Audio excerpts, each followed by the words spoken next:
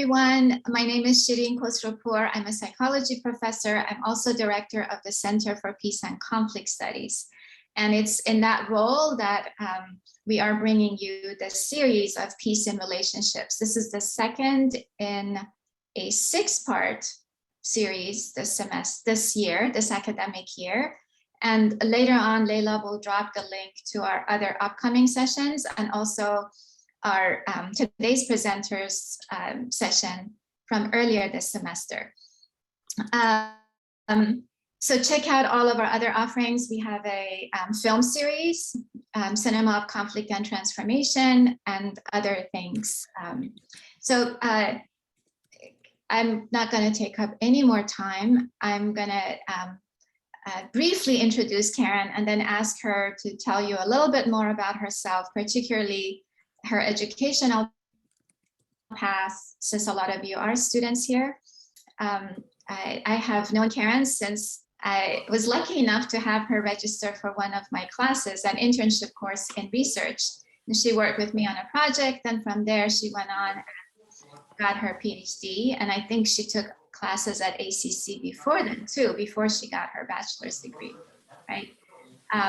And then, delight of delights, she joined us as a colleague and as a faculty member in the psychology department. So the sweetest of things when your students, former students, become your colleagues. Thank you for continuing to work with us, Karen, and I'm going to turn it over to you.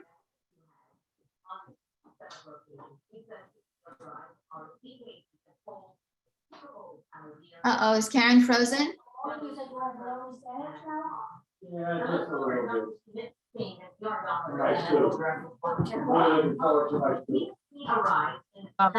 If we could get it, oh, there we go. Just needed a meter and microphone.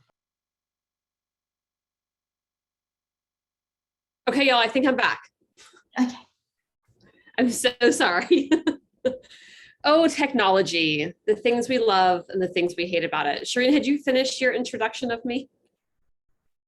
Okay. Yes, actually, I took classes at ACC starting in high school and continued taking classes at ACC until after I had finished my bachelor's degree.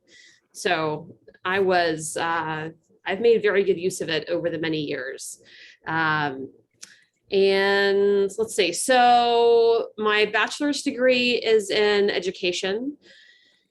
It's basically all I do. It's all I've ever really wanted to do is work in education in some way or another. But I decided that the public school system was not for me, given the political elements of it. I wanted something that was a little more free of politics. So I went into sex education, y'all. What a poor choice on my part. That was poor planning.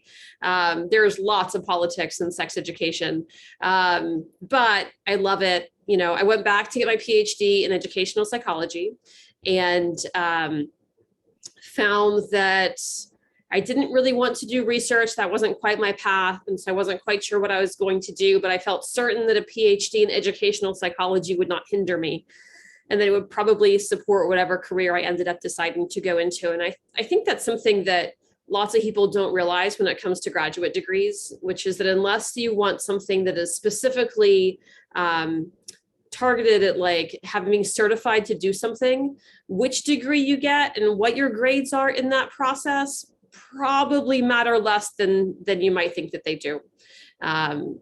The degree in ed psych stead me well because it means that I can work in higher education, both in psychology departments and in education departments. So I have even more freedom, which is just a delight. But I kind of fell into sex education. I had a friend whose kid had a pregnancy scare, and she was like, I need someone to help my kid. And I was like, that sounds like fun. I can probably do that. And it turned out that I just really loved it. So that's a bit of how I got into where I am now. I've actually co-edited a book called How I Got Into Sex Ed. So if sex education is your jam, there's a whole book out there on how to do it. But that's where I am. I'm from Austin. I've lived here almost my entire life. And now I live out Southwest with my wife and a bunch of kids and some dogs and some chickens and this little farm life thing that we have going on out here. And today I'm here to talk about coming out. And, I talk a lot about sexual orientation and gender identity in a lot of ways. This is the first time in a while that I've done a talk entirely on coming out. Not the first one ever, but the first one in a while. And so I was pretty excited to dig in because the cultural framework around coming out is really shifting. And so we have a new perspective on what it means, what it can mean, what we want it to mean in both in cultural ways and developmental ways and all these things. So I want to get started with talk with a Mentimeter as a way of just kind of like having a look over what are your experiences and what are you bringing to today right now in this moment. So I'm going to share my screen. Oh, I think I need to be a co-host to share my screen. Okay, I'll take care of that. While we're waiting for that, I have to turn off my camera. My computer is unstable today, but I'd like to encourage those of you who are able to turn on your cameras so Karen isn't speaking to a bunch of pictures and names. It's nicer when there's actually people moving on the other end when you're able to do that. I don't know why, but it's not giving me the option it usually does to Maybe I should try. You can try. Oh yeah, Shireen, you're the host. You should be able to do it. Thanks, Jeffrey. Okay, there you are. Yeah, great. And here we go. Okay, so here is a link. You can just click on that link to answer our questions, or you can go to at the top, as it says, menti.com and use the code. Either one works in just the same ways. And what I'm looking for here is just like, and feel free to use a sentence here. This can be multiple words. Just when you think of coming out, what does that mean for you? What is the definition of that phrase that comes to mind?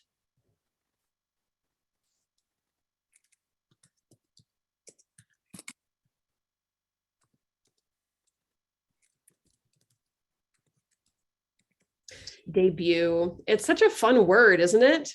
I love the move away from losing your virginity and into sexual debut. That's just so I'm a big fan of the word debut.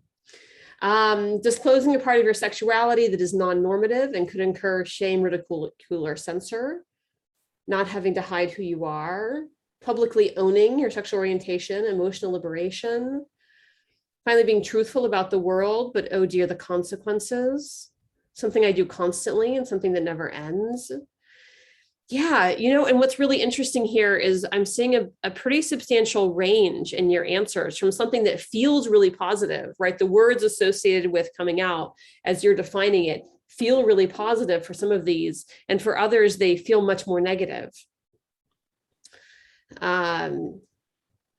Fully owning without exception, regardless of environment.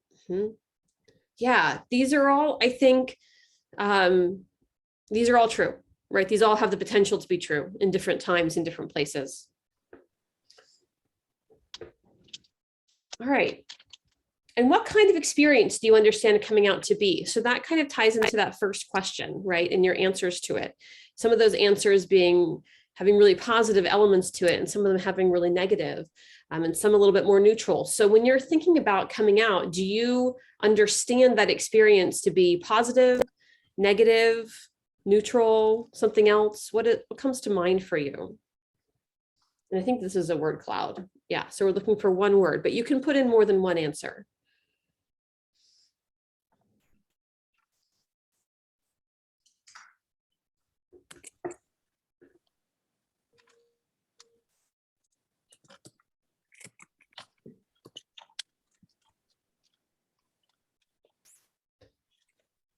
All right, so I'm seeing a pretty big range here also, but the bigger words, I think that the larger truth seems to come with a negative slant to it, right? With traumatic, terrifying, emotionally charged is maybe more neutral. But then we have exciting and validating, liberating. So a pretty big range of what we understand the experience of coming out to be. And I would say again, yes, right? All of these things have the potential to be true because the experience of coming out is going to span a wide range of meaning and experience. And I forgot to tell you all at the start, but feel free to stop me if you have questions, drop something in the chat box. We're a pretty small group today, so I think you can come off mute if you want to, but if you have something you'd like to add or chat about, please feel free to do that as I'm going along rather than holding your questions until the end.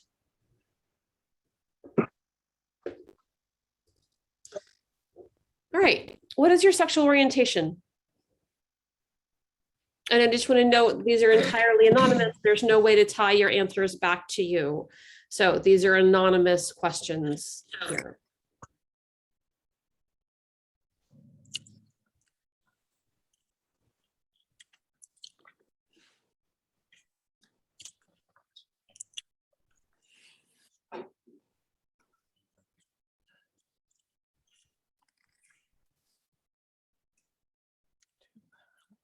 No.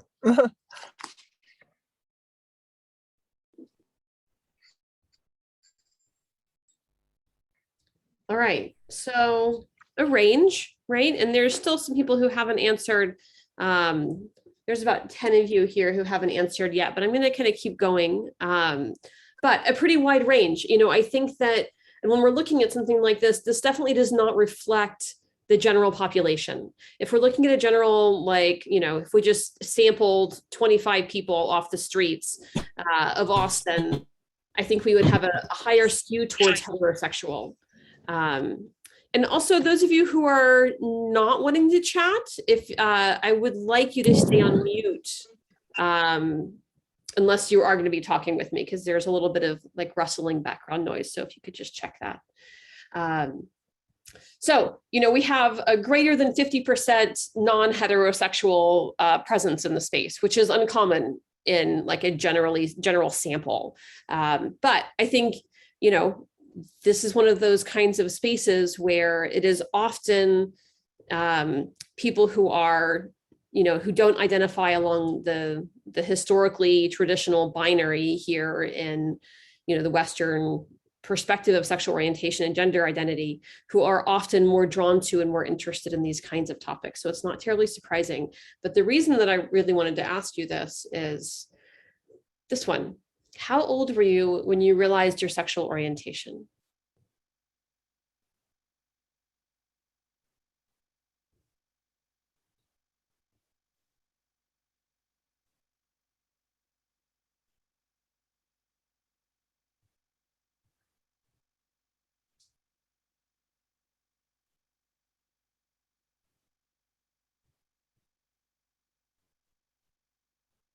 So pretty heavy on the teen years, which is, again, you know, definitely to be expected. That's kind of what our teen years do, right? That's what we expect them to do, is we expect this kind of opening up of sexuality, a deeper understanding of yourself. There's identity development. All these things that are happening in the adolescent timeframe are really well primed for making that the most common time to have a deeper understanding of your own sexual orientation.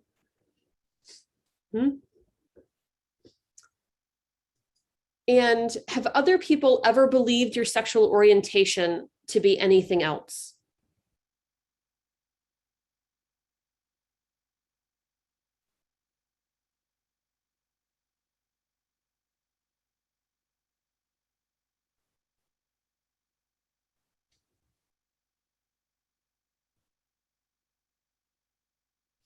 Because ultimately, this is the crux of the question that we're talking about when we're talking about coming out, and that process of sharing something about yourself with other people is that is often the most relevant when their understanding of who you are is different than whatever it is you understand yourself to be.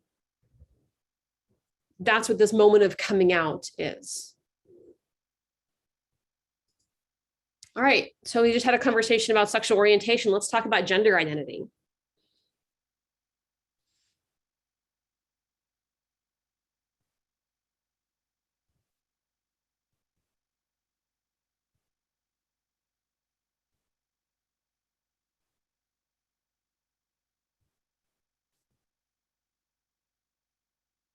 This is also not terribly uncommon that in conversations that are about sexual orientation and gender identity, it is often skews heavily towards women, so not a surprising result. And how old were you when you realized your gender identity?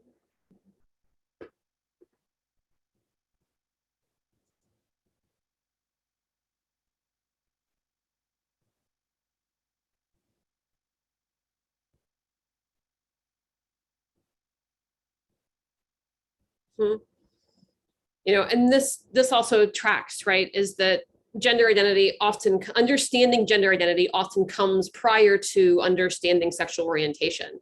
Now, something that I think is really interesting and came out the last time we talked a month ago is that education about gender identity typically comes after education about sexual orientation, which is, I think, a little amusingly backwards, given that people tend to understand their gender identities prior to understanding their sexual orientation. And have other people ever believed your gender identity to be anything else?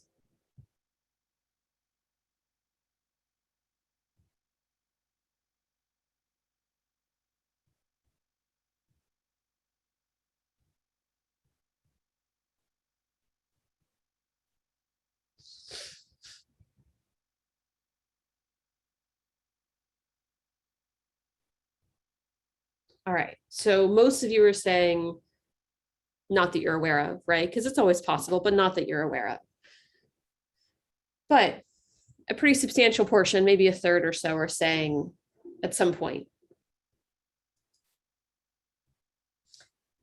And have you ever corrected someone's belief about your sexual orientation or gender identity? Yes, frequently. Yes, on occasion. Yes, but rarely. No, because people's belief about me are generally correct. No, because I don't want to, or no, because people can believe whatever they want.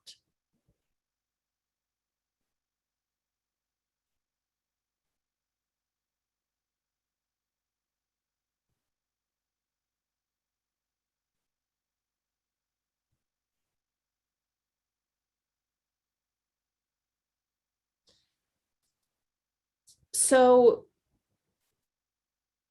the thing that I want to talk about kind of over the course of our next 60, 70 minutes together is the reality of coming out as being something that is a constant, that is not something that, as is often portrayed in the media, that you do once and then suddenly everybody else who you ever meet in the future then knows your gender identity or your sexual orientation, that it's this one-time moment in life. In the same way that conversations about sex, you know, it's not like we have this idea of like, oh, the sex conversation that we have with children, right? But in fact, conversations about sex are something that happen forever. And sex education is something that happens forever. Coming out is something that, particularly if you don't fit into a societally assumed norm around sexual orientation, gender identity, and I'm going to throw gender expression in there also, right? Because we have people who are assumed to be gay or who are assumed to be trans, who are not, but because of their gender expression, people make assumptions about who they are. You know, there's a theater teacher in Austin at one of the high schools who is a really, really good theater teacher, loves musical theater. You know, he's great. He also coaches football. And if you meet him on the football field, I think you'd probably guess he was straight. And if you met him in the theater, you'd probably guess that he is gay. And so regardless of what his sexual orientation is, you know, people are making assumptions about him. He's straight, by the way, and is, you know, very happily married to a woman and all these things. But, you know, when you meet him, you make an assumption. So he has to correct people's assumptions about him, even though he falls into the category of people that are most commonly that we're assumed to be, right? So he's cisgender, he's heterosexual. That's the kind of default, but because of his expression, he also has to come out. So this coming out process is very much about who you are, but then it is also about who other people are in this weird kind of way. So if you answered yes, anybody who answered yes on the previous question, what have those experiences been like for you? Correcting people's assumptions about your sexual orientation and or gender identity. What have those been like?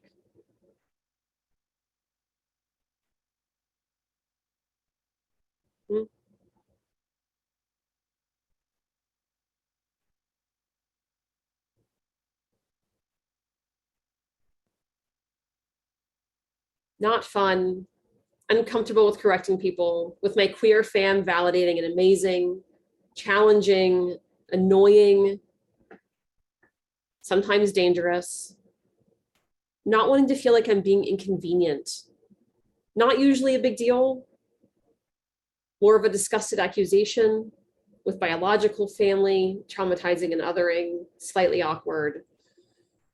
So a range, right? In the same way that we talked about in those first slides, there's a range. And I want to say thank you to those of you who have been willing to share some of your experiences here. I really appreciate your openness and capacity to hold the space for us and help us along in this process of conversation about what coming out is like. So I'm going to stop sharing my screen here. Is there anything that anybody would like to bring to our conversation, to drop into the chat box, to come off mute and talk about regarding any of those Mentimeter questions that we just went through?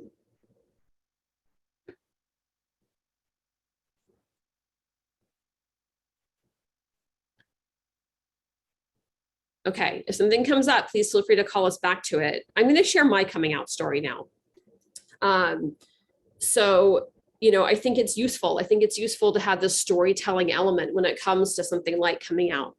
And I have a coming out story that is, oh, good. I'm really glad. So I was born in the 70s, the late 70s, into a very accepting home. I came of age in the 90s.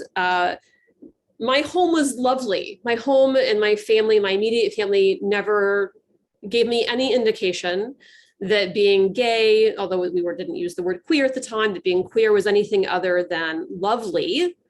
And the world around me was dramatically less so. A few years ago, I was like, what was the deal in the 90s? What was happening in the 90s, like in the media, for example, around gayness? And so I went looking, and it was all really bad, y'all. Like the 90s were awful. I watched the entirety of the original Will and Grace. Yes. Which was horrifying. I was like, of course I didn't come out. Like I saw nothing of myself in any of those elements, nothing in the public sphere. And I didn't have anybody as an example, as a lived example in my personal life either. So, I had an aunt who I knew was bisexual, but I saw her with a woman exactly 0 times. Yes, I think that's a really great thing that you just said here in the chat box, Jeffrey. So Will and Grace was as much gay face as Big Bang Theory was geek face. Yeah, they're not really, yeah. Anyway, so many problems with the way it was presented.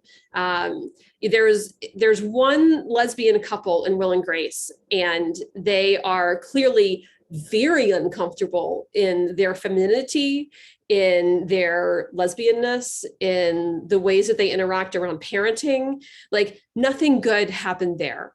And my one bisexual aunt was always with a man. So, I didn't have any lived examples in my life, either in media or in my family, even though I knew my family was accepting. I didn't know what it could possibly be to be a parent and be gay. And I knew I wanted to have children. That was never really a question. And so because I knew I wanted children, I dated boys. Now, I identified as bisexual, certainly by the end of high school, but I still only dated boys because that was how you had a family. I could not have articulated that at the time, right? That was not something that I could like sit down and say with any clarity at 17 or 18 or 19. I could look back on it and be like, oh, I see what I was doing here. I see what was happening. And so I almost kissed a girl in high school. It was very sweet. It was like we had a carrot. We kind of like both took bites off the carrot. And I was like quite infatuated. And then the next time I saw her, she was with her boyfriend and wouldn't make eye contact with me. So that was like my sum total of my personal experiences around what it meant to around my sexual orientation. It was pretty brutal, y'all. I was pretty brokenhearted, and so I was like, I'm going to be with a boy. I'm bisexual. Being with boys is easier. I'm going to have a family. Like that was such a huge part of what I wanted to do in my life, was to be a parent and have kids. I don't know if any of y'all know my children, which is always kind of a funny thing, because my children are known around Austin. So I met a man when I was 19. Definitely like loved him so much. He is such a wonderful guy. And I was like, okay, like he's going to be a great dad. I want to be a parent. This makes sense. So we were dating and everything went really well. And, looking back, and I've talked this out with him, looking back, at the time, I made the suggestion that we have a family together, but that we weren't in a relationship together. I was like, how about if we just co-parent together and we don't actually like sleep together? And if you talk with any of the like late in life lesbians is what they're called, what I'm called, a lot of them suggested that to very sweet men in their lives. And he was like, no, like I want like a traditional family thing. And I was like, okay. So, but looking back, I'm like, maybe both of us should have seen that as the gigantic red flag that it was, but neither of us did. So, we had kids. We had, here's the order that it happened in. So we bought a house, we had a baby. And it was when I had a little tiny baby that I met Shireen. And so it was after my bachelor's degree and before my graduate work. We got married. We had another baby. We bought another house. That's where I live now still. And I got a PhD. So that was like my 20s. Remember I met him when I was 19. I had my second baby when I was 27. No, I had my second baby when I was 25. And I got my PhD when I was 27. So I had been really busy and hadn't had a lot of time for introspection. And I was like, when the little one was a few years older, she was no longer a baby. I was like, I don't really know much about myself. Yeah, really busy is a bit of an understatement. Have 2 kids and a PhD when you're 27 takes a lot of time. And a very sweet man, right? Like to have been able to accomplish all those things. I had a really wonderful man on my side who was, and I, am happy to say this, the only man I would ever want to be married to. And if I had to be with a man, definitely he would be the one. Still have so much love for him, and we still co-parent. So we've kind of come back around in some ironic ways to that original recommendation of mine a long time ago. So I was like, I think I need to explore myself. I think I need to understand myself more. And that was, sometime after my PhD. So I was in my late 20s. And at 30, when I was 31, I came out. And in that like big dramatic movie cinema kind of way, where I was like, I realized I was gay. I went to my husband, I told him I was gay, I was sobbing, and all of the trappings, right? Went to my friend's house, like sobbed on him, went to my parents, sobbed on them, all of the things that you think about happened. And all of the good and all of the bad that comes with it. You know, my best friend stopped speaking with me. My parents almost stopped talking to me. My grandparents assumed that I was giving up custody of my children and moving to San Francisco. I don't know why that was like their takeaway. My grandfather was like, well, what are you going to do now? And I was like, I mean, what do you mean now? Like, I own a house and I have a job and I have children. And he was like, well, I assumed that since you're, your thing, that you're going to be leaving that. He was super supportive when he found out I wasn't, right? He was like, great, I'm so glad you're not doing those things. But that was still the assumption that was made. And so, my community that was primarily around my children and my children's school system. And so, that community really roundly rejected me. And it was awful, y'all. It was every bit as awful as what happens in TV. And if I hadn't had children, I absolutely would have moved to San Francisco, probably New York. But, I definitely would have left. No questions would I have left at that time. But I didn't. I had these kids and who I loved very dearly and who were ultimately a much deeper part of my identity than my sexual orientation, right? Like recall that from, my early years of like, okay, who am I?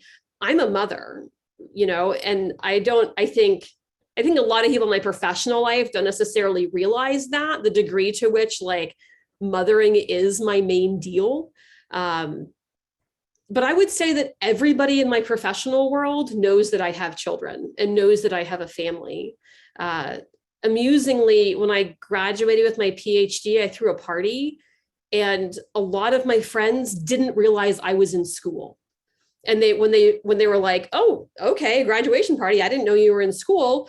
What is your bachelor's degree in? And I was like, no, buddy, I have a PhD now. They were like, what do you mean you have a PhD?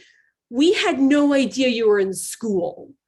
So just in terms of like where my identity flows, it's pretty clearly with my family. But I came out and I was like, I'm gay, and it was awful. And at the time, I didn't think that there could be anything good that came from it. At the time, I was so deeply steeped in my community that then rejected me. I stopped eating. I probably had the lowest student evaluations. I was teaching at ACC at the time. I'm so sorry to any students who were in my classes at that time. It was a low point in all ways. And 2011 was a shitty year.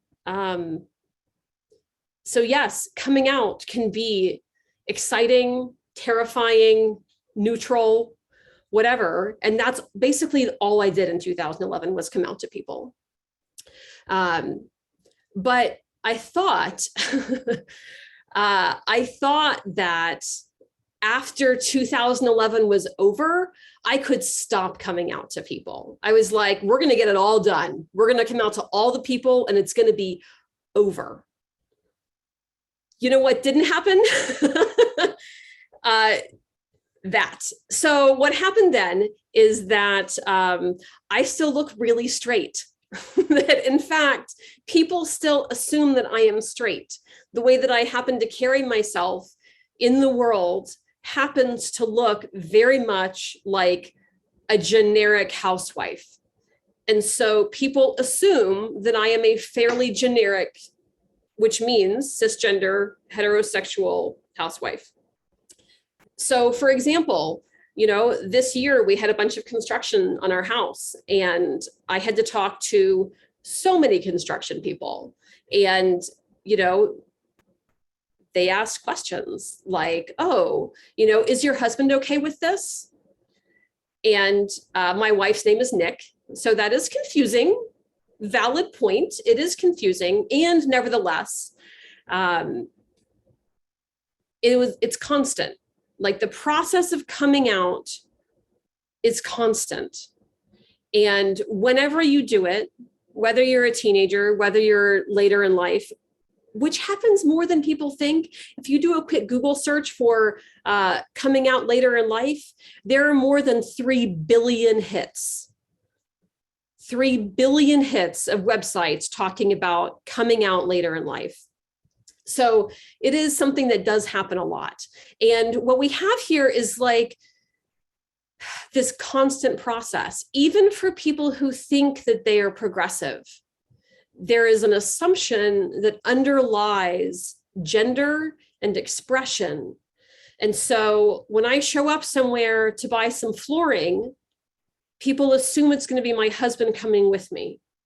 And when I correct them, which I do sometimes, but I don't do all the time, it's exhausting. Then they have to respond to that, right? And often their response is, oh, I'm so sorry. And when they say something awful like, I love gay people, right? They're trying to like, be like, no, I'm a good person. My best friend is gay. Like, I can't even tell you. I'm like, oh God, are we really still here? But we are still here. So this coming out thing is something that happens over and over and over again all the time. It is a lifelong process that you don't realize you're buying into when you first come out, that you don't know that it's something that will be something that sticks with you. And, you know, yes, in my like immediate circle of friends, I don't come out to those people anymore. My family, my wife's family, like I don't come out to any of those people. And let me tell you, coming out dropped off dramatically during COVID because those were the only people I was seeing or talking to. But the question is like when you have a child and your child goes to a new school, you're damn straight you're coming out. And there's a lot of it. And you have to go up and down those hierarchies. You have to talk to your child's teacher every single year if your child gets a new teacher, because what are they going to do on Mother's Day? What are they going to do on Father's Day? And what kind of guidance do you need to give them to be able to do it in such a way that reflects your family's structure? You know, when you're filling out forms and the forms say mother and father, how are you going to fill those out? Or are you going to return them to the school and say, please print me new forms because this form, I cannot honestly fill this form out?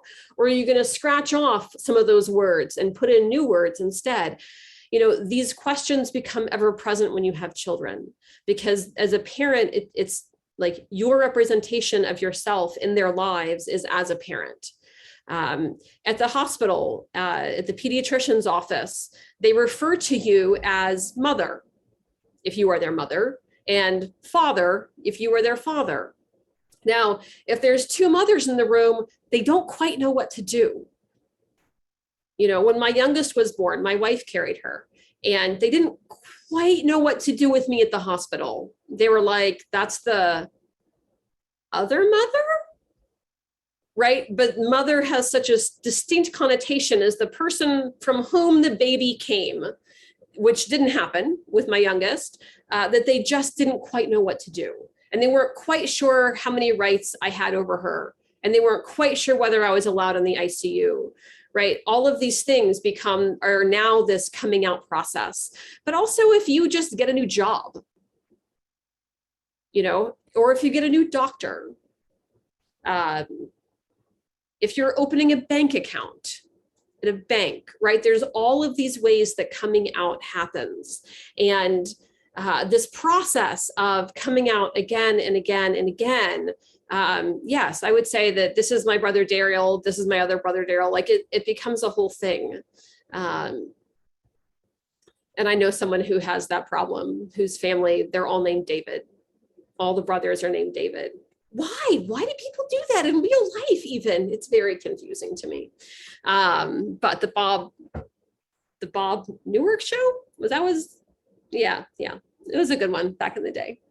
So I want to talk about that. I want to talk about all the different ways that we, all of them. I want to talk about the ways and places that we come out to people and whether we want to or not. So this is a Google link that I just dropped into our chat box. So come and join me over here. And what I want you to put in is, all of the times and places and people with whom we share about our own identity, our own gender identity, and who our partners are. What are the times and places where it becomes relevant to share who we are and who our partners are?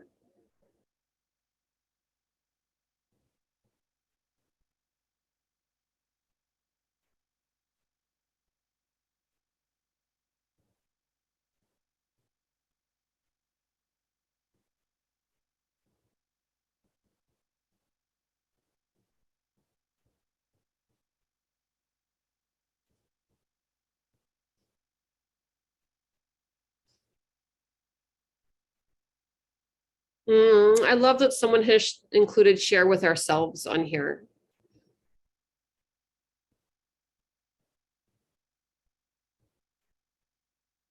Yeah, Facebook, social media. Social media is a huge place where coming out is quite racked for some people in the decision about whether or not to share openly on Facebook.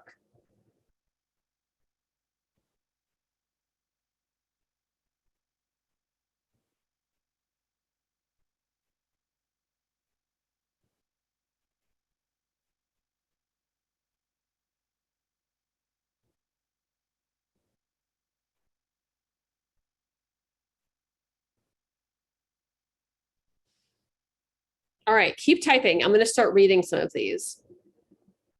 Dates and dating. Let me tell you, I loved me some online dating because, again, I come off as super straight and it's just awkward to try and breach that in person. So there's definitely something about being able to go online and just be like, click a button that can make it much easier for some people. And this is social media is in dating and dating sites are where a lot of people have been outed. And we're going to talk about outing in a minute. And so there is some concern there. You know, also when I was dating online, I didn't put any pictures in of my face. I only put in pictures of like, you know, me from far away on a mountaintop and things that were like not identifiably me. Definitely none of my tattoos, for example, got into any of those pictures, partly because I was teaching, you know, and I was like, I don't want this to be weird with a student. So I was very much hidden. And so deciding like, how much are you going to out yourself on who you are? You know, I know a woman in Canada whose ex-husband now is threatening full custody of the children because of her sexual orientation. And so she can't date online because she's worried about how that'll impact their custody arrangements. Immediate family and extended family situations. Definitely Facebook. We don't need to put a question mark next to that. Just, you know, all of Facebook and all of the social medias really. When a parent dies, in a relationship. Yeah, coming out when you're in a relationship requires you to tell your partner. Doctor's appointments with ourselves, workplace of employment. You can still be fired for being gay in Texas, not for being trans, but for being gay. In adolescence, when friends ask you who your crush is or what your type is, when sharing your pronouns. And this is a really interesting thing. When sharing your pronouns, I have pretty strong feelings about it. We've had a trend more and more of inviting people to share their pronouns in all spaces, and which is great. I love that we're sharing our pronouns more readily. I try and like demonstrate when I'm in a leadership role in a space, in a facilitative role, that if we have at least two people doing facilitation, that one of them shares their pronouns and one of them does not. Because normalizing the option of not sharing your pronouns is necessary for people who are questioning and who are coming to understand themselves more clearly. So like you'll see here, Shireen and Layla both have their pronouns in, and I do not. Like at my classes at UT, most of the people in my classrooms don't have their pronouns shared. So I do share them there. You know, and that's one of the things where we need to make intentional decisions so that people are able to make choices about their own desire to be open or not open based on their own needs and their own process. In death, in casual conversations, when people ask just the right question, any sort of legal document needing a parent's signature. In casual conversations, actually, let me talk about that for just a second. I do a fair amount of international work, and I was in Zimbabwe a couple of years after I came out, where it's illegal to be gay. And so that had its whole own element, right? If people had known that I was gay there, I would have been in a fair amount of danger. And I was in definitely very rural areas without any like way to access help should I not be in a situation that I was comfortable in. And so these casual conversations about like, oh, you know, are you married? And I was like, well, I was married, you know, which is definitely like a deep position for grief in Zimbabwe, you know, and then I have children. Like I had people proposing to me all over the place, actually, you know, these very sweet men who thought that they were offering me a better life were like, you can come here and live here with me. Like I have a wife and you can be my second wife. You can, and I would be like, but I have children. And they would be like, you can bring your children. I have electricity in my home. And I was like, that is very kind. And I also have electricity in my home. So thank you, person who I have just met. And I'm going to say no. But this deciding how to and when to make disclosures about your sexual orientation or gender identity in casual conversations is a substantial one that can be related to safety, but also just bother. You know, like to what degree do I want to take the time to talk with this person about anything in my personal life? You know, so I'm a sex educator by trade. And so like on an airplane, for example, it's a common question for your seatmate as they're trying to get to know you to be like, so what do you do? You know, and then if I'm like, oh, I'm a sex educator, they're like, oh, so let me show you this picture. I think I have herpes. And it's just, anyway, it's all too much. So when I don't want to be talked to about my job, I lie about that also, right? Saying you're a checkout clerk at a grocery store tends to encompass very few follow-up questions. They're like, oh. I also sometimes tell them I do one of my hobbies professionally. If I'm like in a mood where I'm like, I could talk about this hobby, that could be fun. You know, I can be like, I make jam for a living.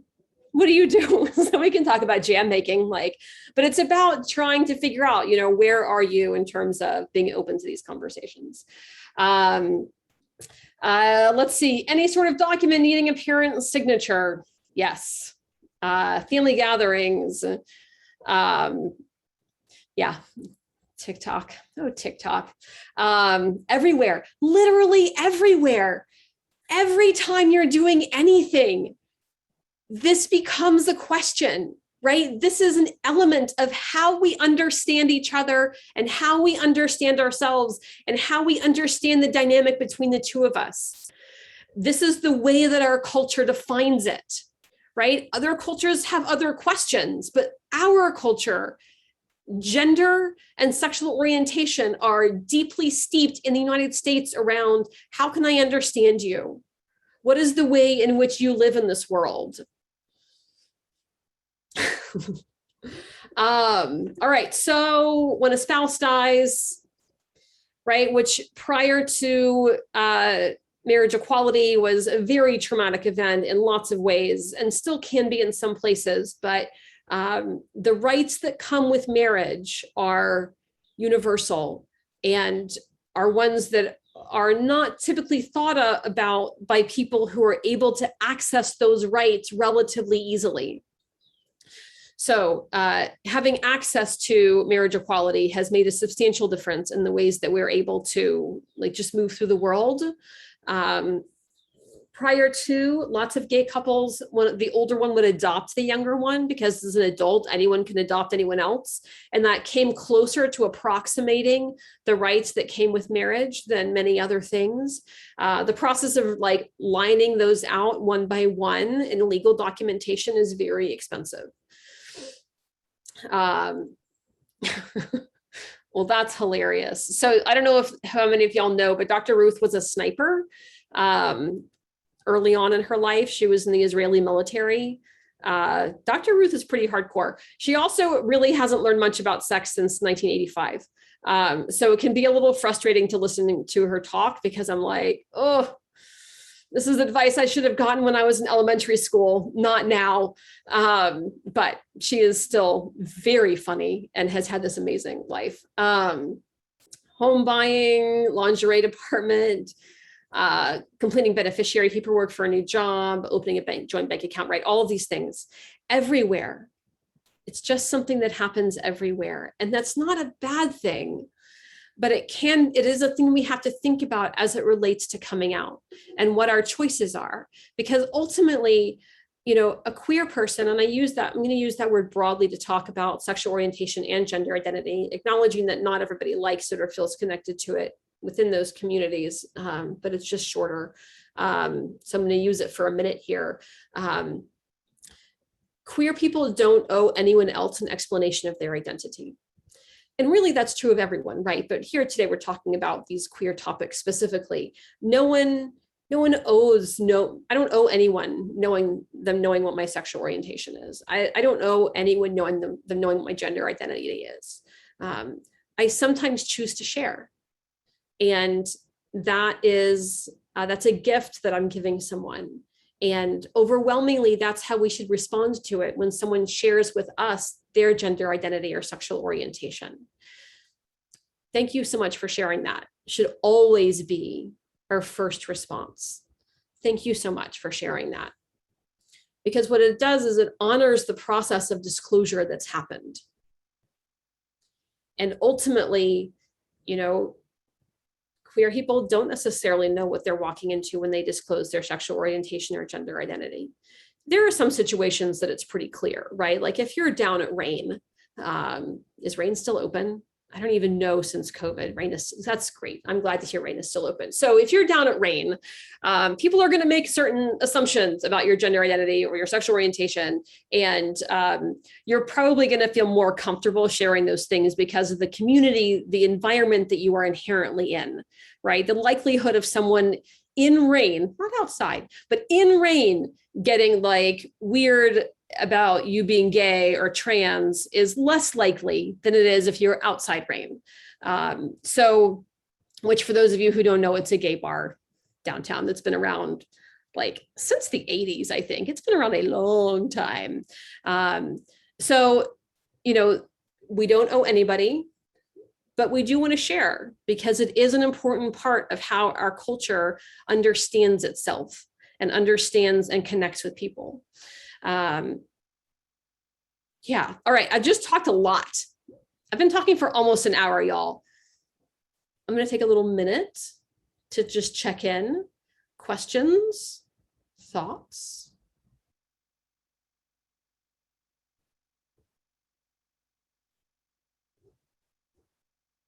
No? All right. Then I want to talk for, hold on. I have a direct message. What kind of reaction do you expect from people when you first meet them? Kind or harsh? That's a really interesting question. So I expect the reaction to be accepting.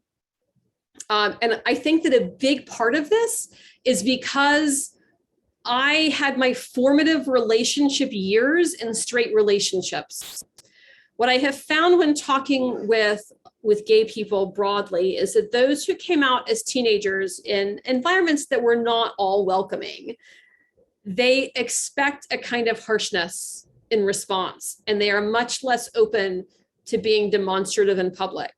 And for people who came out late in life, as long as they have come around to accepting themselves, they are often like, I don't know, like I just hold my partner's hand in public.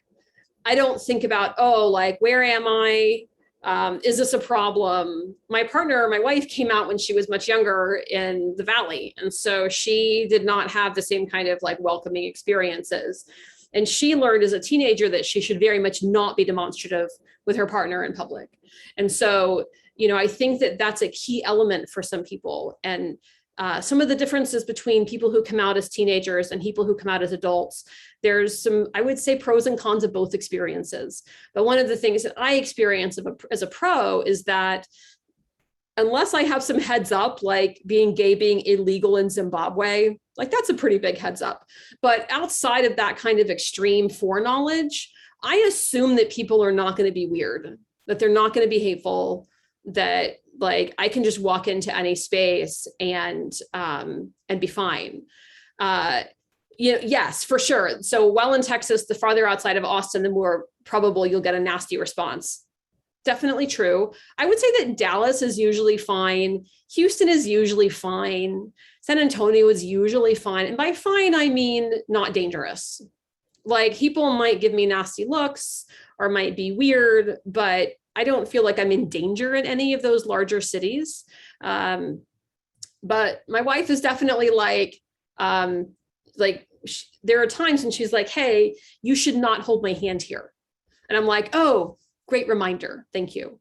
So, yeah, I assume that people are going to be kind and, and loving, but that might also just be my outlook on life in general. And I'm like, people are not terrible. People are by and large lovely.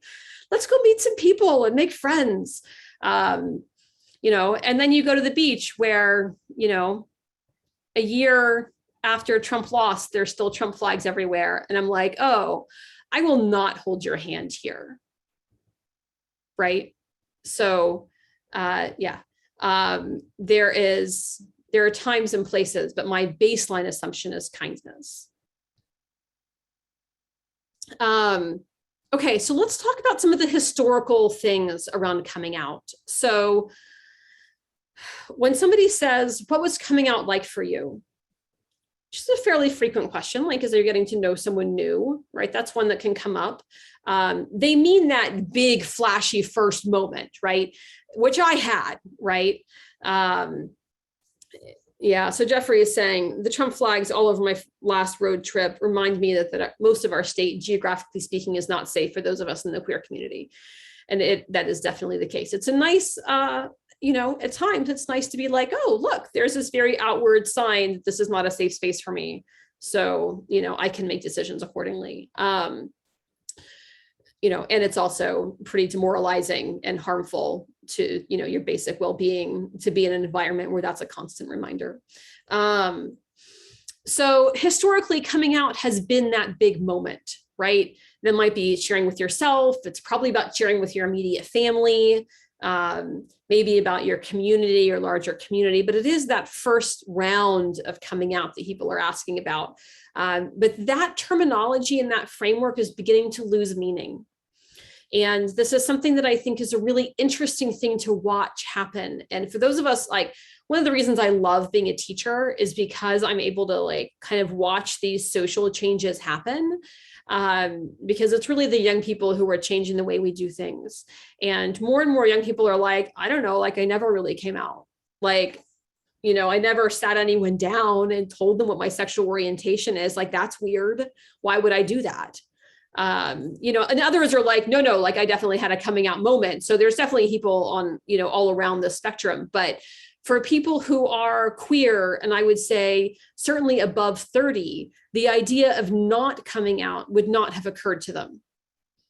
Right. And so that's the change, is that that's even a thing that's possible to have happen. It's just like, well, I don't really need to explain my sexual orientation or my gender identity to my family or my friends. Obviously, I just am who I am, and I'm going to bring home whoever I'm going to bring home.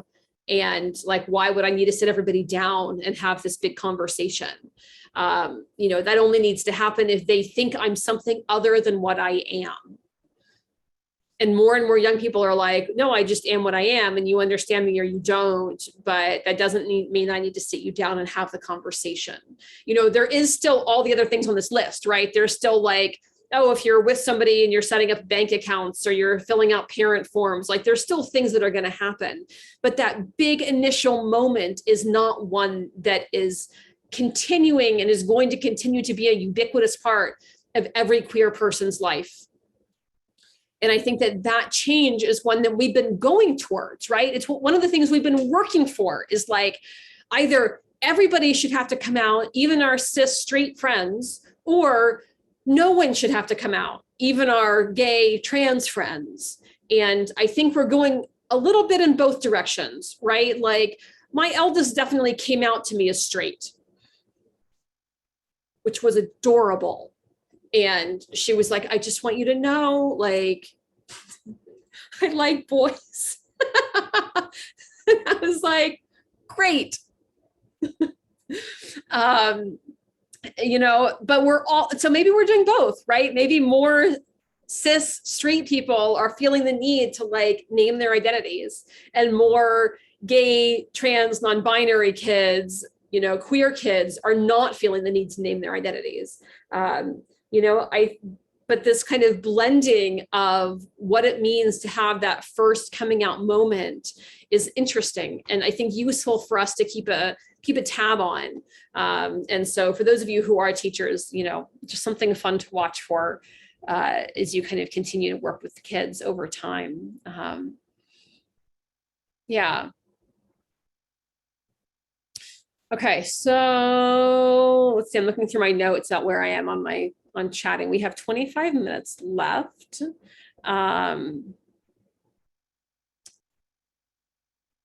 So in the chat box, Jen is saying it's kind of weird that our society places such an emphasis on it, because what other sexual preferences do you really announce outside of a private partnership?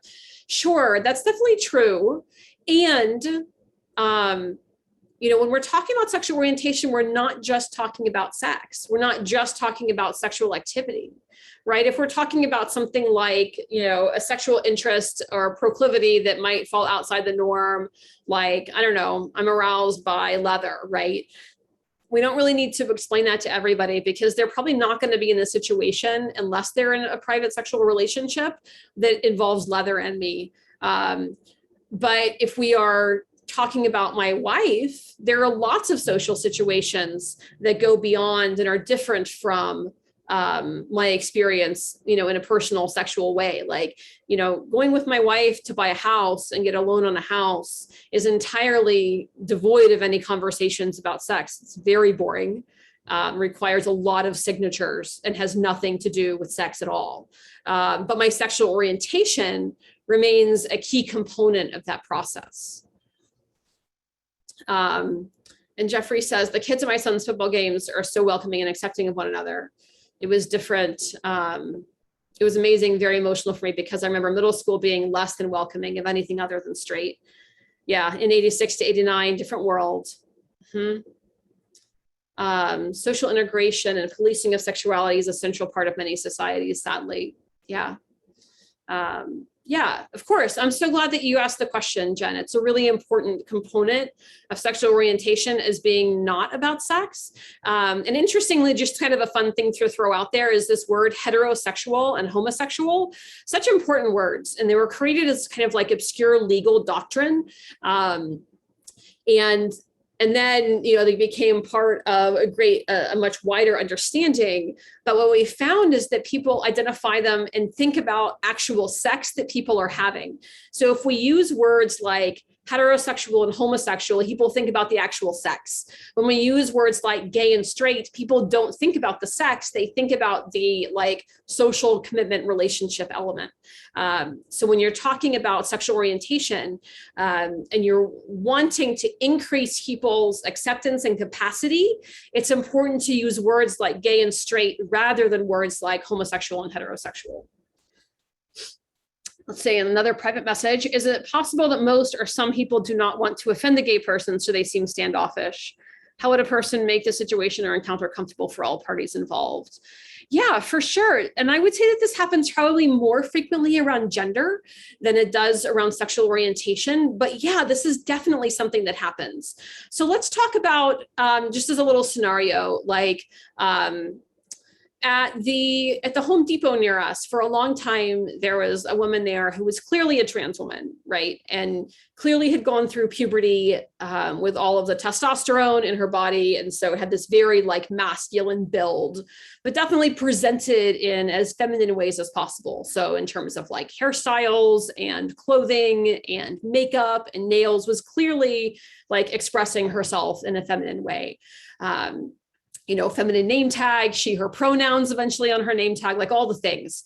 And people were definitely more standoffish to her than they were other employees. And I think a lot of that came from this position of like, I don't know who this person is. Like, I'm worried I'm going to say something wrong.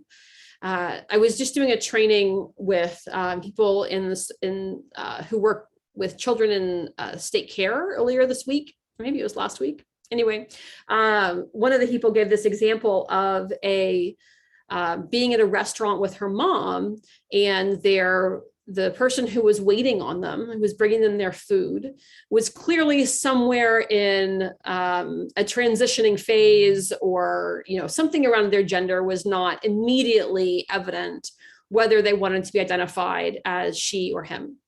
And so this person's mother just kept getting weird, and just kept getting weirder and weirder, and kept like calling the wait staff sir, ma'am, and ma'am, sir, and was just like not okay. And so the person in the training was telling us about how she had, like, the next time that the wait staff went away, said to her mom, said, when you're not sure what to do, it's okay to ask. It's okay to say, do you prefer, or what pronouns do you prefer? And just leave it open like that. And then you'll get an answer. And then you don't have to be weird anymore. You'll just have your answer. And so, the next time that the wait staff person came over, the mother, with her daughter's encouragement, was like, do you prefer she, her, or he, him pronouns? And it was the first time that the mother had that language to be able to ask that question clearly. Now, what she was doing was inviting this person to come out to her, right? And that's a whole weird thing. And when someone's gender expression is such that people don't immediately slot them into, she, her, or he, him pronouns, that person is aware of that fact. And this particular person was like, thank you so much for asking. I prefer she, her pronouns. And so the mom was like, oh, okay, great. And then was all in for the rest of the lunch, and it wasn't weird anymore. I encourage people to be like, you don't actually need to know your server's pronouns. Like, there's nothing about the relationship with your server where you need to know their pronouns. But it's better to, if you're going to be weird about it, just ask and then not be weird, rather than continuing to be weird. So there's all these kind of options out there.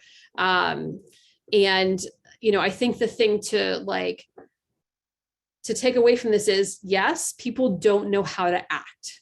And so they end up being standoffish, and that sucks. And it's really something for them to work on. And it's okay to ask for help for that. Now, definitely do not ask someone's pronouns who just happens to be on the street with you. They are not at work. They do not need to have an interaction with you at all. It is not the time or place. A person who is working at a waitstaff at a restaurant is aware that they are going to be entering into at least a superficial relationship with lots of people over the entire time that they are at work every single day. And if that's not something that is at least sustainable for them, they're going to find a different job. So there is something about okay, it's okay to ask someone who is clearly professionally going to be engaging with me. Oh, thanks for coming.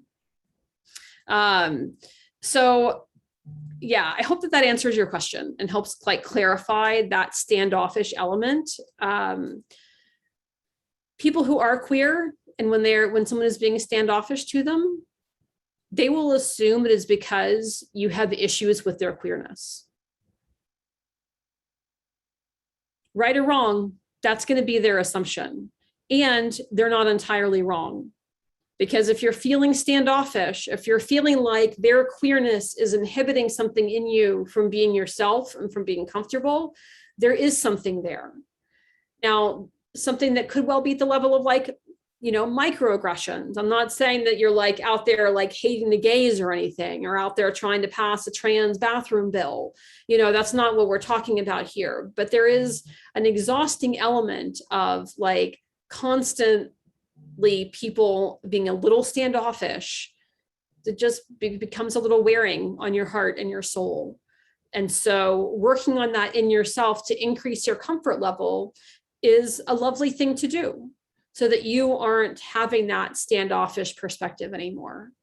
And one of the things that I think is a great way to do that is education, right? So coming to something like this, where I'm like, I'm putting myself out there. I'm like, ask me your questions, ask me about coming out, ask me about being gay. You know, that's part of the purpose of educational events like this. I've just been reading about the human library that I was just mentioning to Shireen and Layla earlier on. And it's a way for people to, you know, engage with people who have different identities than they do. And I think that's a great way to do it, right? Find a place, find a time, find a person where you can actually learn about what it means to be different than you, and then learn about it. You know, learn about what that feels like, what it seems like to go through the day with a different identity. And ultimately, that's such a powerful thing to do and reduces that awkwardness so much. Let's see, and oh, outing. That was the last thing I wanted to talk about today, was outing. So I wrote out my lesson plan for today, you know, as one does. Wrote all the things. I created my Mentimeter things. I put up that coming out doc and made sure my settings were such that anybody could edit it. You know, I did some research here and there because that's kind of my jam. You know, I did all the things. I was like, okay, the last like little bit here, I want to talk about outing. And I was like, you know, I know a fair bit about like personal experiences around outing. Let me go do some actual research on outing. Y'all, there is none. There is effectively no research on outing. Now, we can be like, of course, outing is bad. But that's only because we know the stories that blow up. So there is research and academic thought on outing as it relates to public figures and news reporters. And there's some legal conversations about outing, but there's no systemic research that I have been able to find, which doesn't mean it doesn't exist, but that I have yet been able to find on the actual impact of outing. Yes, outing is when one person tells, so like person A tells person B about person C's identity. So that's what outing is. And we have a narrative that it's harmful. And we know that in some events, it is dramatically, devastatingly harmful. We know that people commit suicides because of outings. We know that careers are ruined because of outing. Scientific term is a dick move. Yes, except we don't actually know much about it other than that. So I want to walk around to the queer people I know and say, has anybody ever told anyone else about your gender identity or your sexual orientation, and it didn't go poorly? That it was in fact a non-issue. So for example, every time that my children, all three of them, they are now 20, 17, and 4, tells someone I have 2 moms, they are outing me. You know, some of those people might already know, but for the most part, they're outing me. And in ways that are not in any way harmful, that I don't really ever know about. And I would, in fact, encourage them to do, right? I'm like, no, like, you need to be able to talk about your family dynamics, which includes talking about your moms. So what does that mean about outing? I don't know. And I don't really have, I haven't sat with this for long enough to think through, you know, is the negative connotation about only when it's harmful? And to what degree can we talk about something around like, and this like intention versus impact, which is a big point of conversation and one that I have a whole range of feelings on. Layla's asking, would it still be outing if the person making the declaration has permission to declare it? Possibly. But I can promise you that I've never told any of my children that it's okay for them to out me, right? Or like I've never had that conversation with them, including, I mean, obviously not the 4-year-old, but you know, I've never had that conversation with the younger ones. And, what does that mean? What does that mean? I don't know. I know that outing has the potential to kill people. And I also know that it's something that in fact we do a lot, intentionally or unintentionally. It is something that we might think about before we do it. Like, oh, I don't want to harm someone. I don't want to hurt this person, or, oh, I'm sure this is fine. We do it all the time. And so what does that mean about the research on outing? I don't know. I don't think that I will probably be the one to do that research, just because my own field is pretty narrowly on on sex education and not on sexual orientation. But I want to find some other researcher who will go off and create a body of literature on the process of outing and the nuances associated with it, right? Because I feel like that's what we're missing a lot of in our society is nuance around these really hard topics that are in fact not clearly binary. And I think that this is one that has been presented as a binary topic, right? Outing is bad. Never do it. If you out someone, you are in the wrong. But perhaps, in fact, we can't look at it that way. Yes, like Harry Styles. All right. So, and don't out people. like overwhelmingly don't out people. I happen to be like very publicly out also, which makes a difference. So, my children also see me being very publicly out, and I think have mirrored that.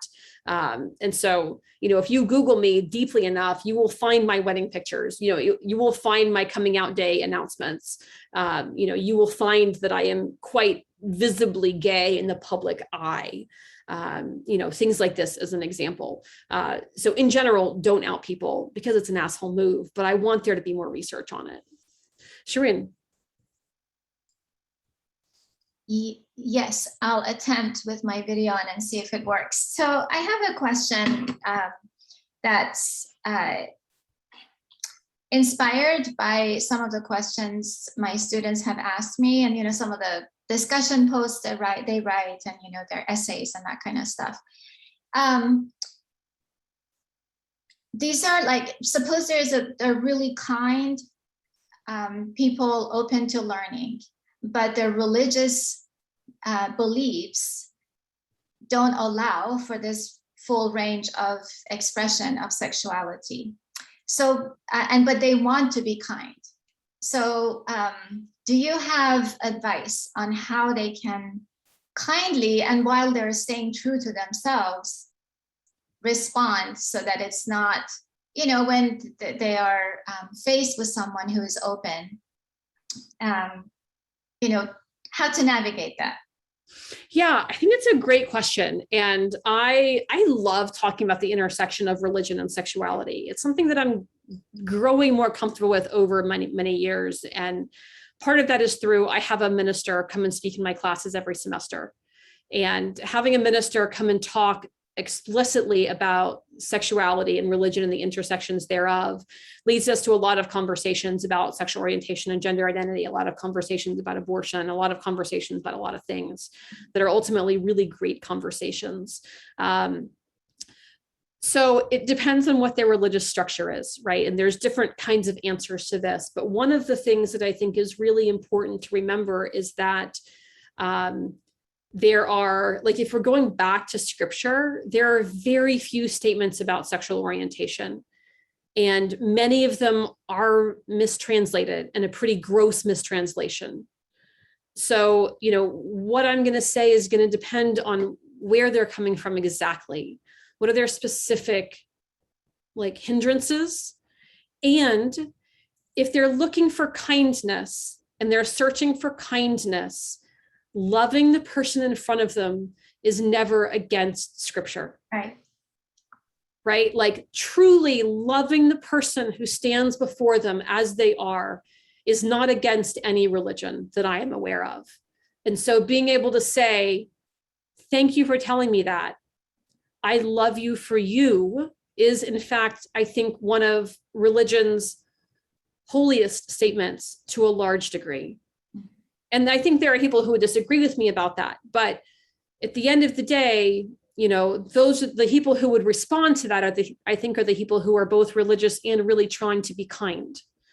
And a reminder that kindness and loving response is holy, has some sway.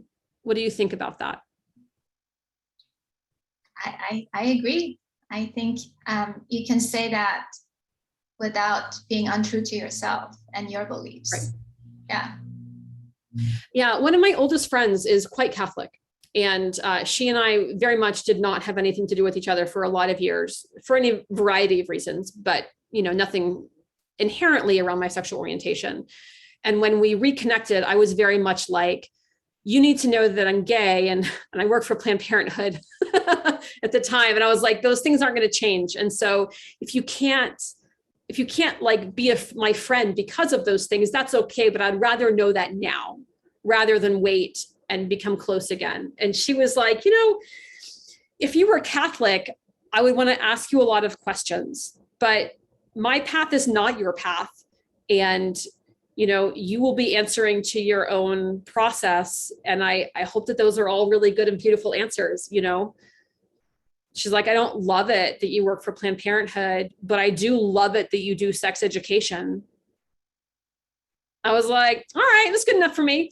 And now we've been really good friends, and we've become much closer friends over the years. And her understanding of what it means to be gay and in a loving marriage has shifted partly because of me. And she's been able to be like, oh no, like I really respect your union. And maybe your understanding of what someone who considers themselves religious has changed a little bit too. For sure. Yeah. Both from her and from the minister who comes and speaks in my classes all the time. Yeah. Yeah. Thank you. All right. So there's another question. Do gay people want others to defend their orientation when it comes to confrontation, or is that something that should be left to the gay person? Wow. Well, gay people are not uniform in this. As I would say, no one is necessarily uniform in this, right? We cannot necessarily answer a question about all gay people always want, in the way that we could about any identity element, right? I always think that whenever there is a confrontation happening, offering connection to the person who's being attacked is overwhelmingly the most powerful thing to do. And that can be through physically positioning yourself like near them, clearly on their side. It can be about, nodding when they're talking, right? These nonverbals. And depending on what's happening, there can be an escalation there. But in terms of like a in the moment conflict, really just clearly indicating your side, being with the gay person is going to make a really big difference. Feeling alone is the worst when you're feeling under attack. Now, that being said, if you're talking about like not in an attack situation where, some asshole on the street is saying an awful thing about gay people, I think that overwhelmingly they would want you to confront that person and be like, hey, don't be an asshole about gay people. So, the difference here is like, is it being directed at a person, and how is that person seeming, and where can you give your attention to that person and make that person aware of your immediate in the vicinity support without interfering with what they're doing, versus, interrupting somebody who's just spewing hate out into the world. By all means, always stop someone from spewing hate out into the world.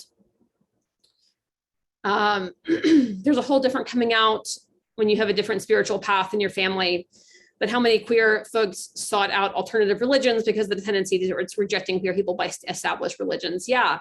Coming out happens not just around sexual orientation and gender identity in lots of ways, right? And that can be around religion, it can be around politics, it can be around, all of these ways that we understand ourselves to be in what our experiences have been, right? I would say that, for example, sex workers have to come out about their profession. There's ways that we come out around lots of things.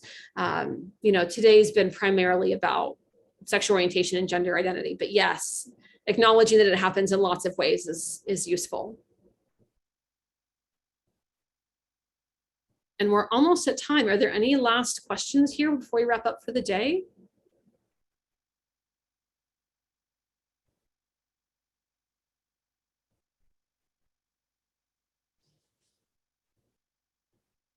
Well, that's all I have.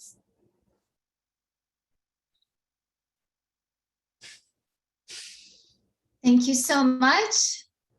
I learned a lot as I do with every one of your presentations, and I appreciate all the questions that people posed because they help us also learn. When one person has a question, there are others of us who haven't even thought about the question. So I appreciate the engagement too. The video of this session will be available on our website. We'll have to clean up the transcript and everything, and then we'll post it. So please look up there and join us for our other events. Layla, is there anything you want to say in closing? I might just add that the next event in this series is coming up on December 2nd. It will also be a Thursday at noon, but we'll be hearing from Dr. Duana Welch, and she'll be talking to us about communication strategies in the context of intimate relationships and how we can communicate with our partners in ways that, you know, de-escalate or refrain from escalating, you know, flashpoints in our relationships. So yeah, please join us. And I've dropped a link in the chat where you can register for that event. So thanks for your time, everyone. Yeah, that event is, that talk is backed by popular demand. Yes. Yeah, we're redoing that one. Thank you again, Karen, for your time, all your work, and thanks everybody. Have a great afternoon.